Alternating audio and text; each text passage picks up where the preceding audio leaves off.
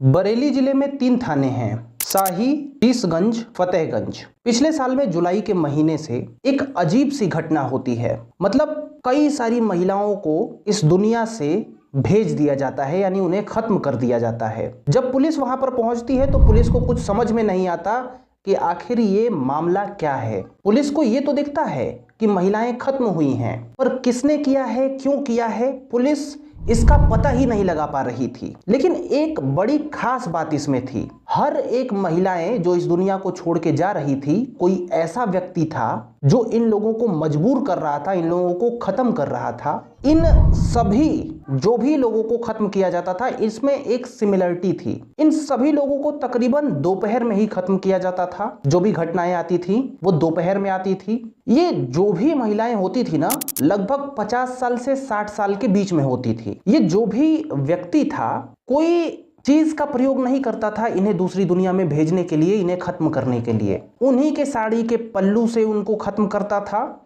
या फिर जिसका दुपट्टा था दुपट्टे से खत्म करता था। और एक अजीब सी बात है कि बाईं ओर ऐसे दुपट्टा से बांध करके गांठ लगा देता था।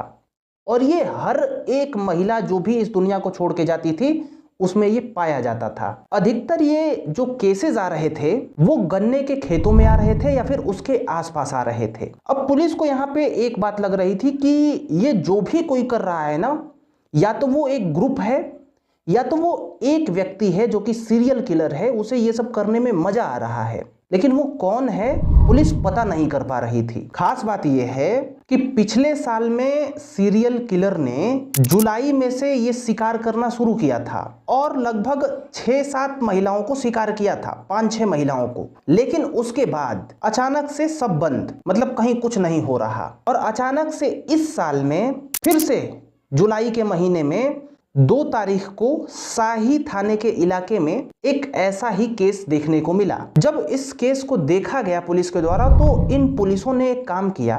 उन लोगों को लग गया कि ये केस ना पहले साल, इससे पिछले साल जो होते थे कांड, वैसा ही ये केस लग रहा है, ऐसा सिमिलर। क्योंकि ये महिला के साथ भी जो इस साल घटना हुई उसमें भी यहाँ पे गांठ दिया गया था, वो भी 50-60 साल के भीतर थी और उससे भी वही वाली वाइब्स आ रही थी पुलिस को। तो पुलिस ने अब सारे केस को मर्ज किया, एक में किया। पुलिस सारे केसेस को एक में जोड़ने के बाद इस मिशन को एक नाम देती है ऑपरेशन तलाश। और इसके तहत अब मुहिम चालू होती है एक बड़े स्तर पर लोगों से पूछताछ करने की, अंदाजा लगा करके स्केच बनाने की।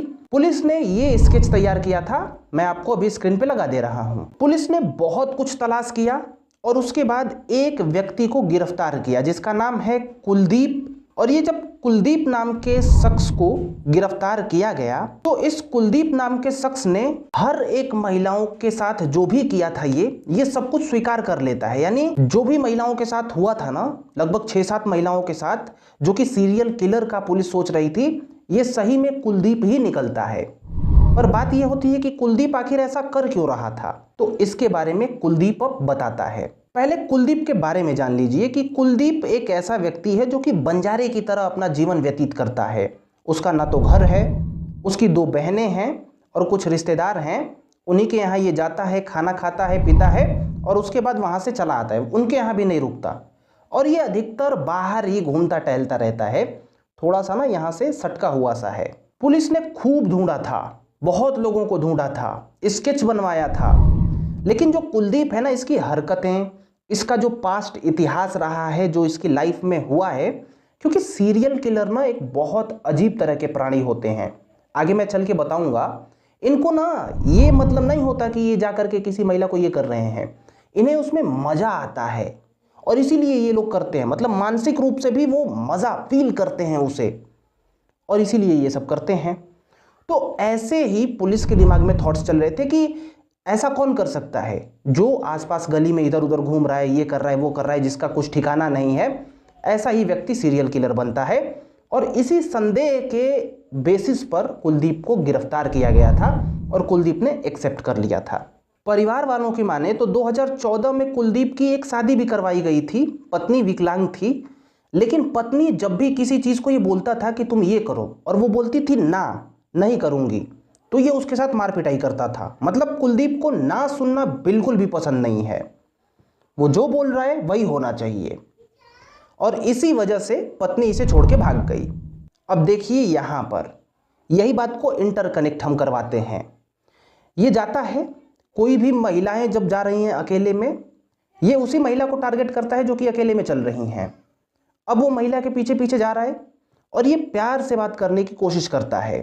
कुलदीप ये कह रहा है कि मैं प्यार से बात करने की कोशिश करता था। जब महिला मना कर देती थी, कभी कभी कोई महिला धक्का दे देती थी, कभी कभी कुछ बोल देती थी, उनको ये खत्म कर देता था।